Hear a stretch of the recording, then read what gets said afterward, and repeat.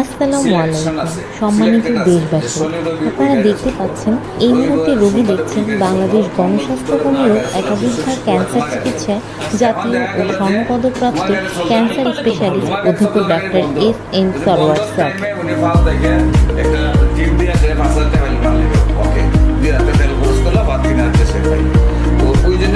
তিনি শনি, রবি ও সোমবার রোগী দেখেন 14 পুরানা পল্টন, ঢাকা 1000 এবং মঙ্গল, বুধ ও বৃহস্পতিবার হবিগঞ্জ সদর শ্মশানঘাট।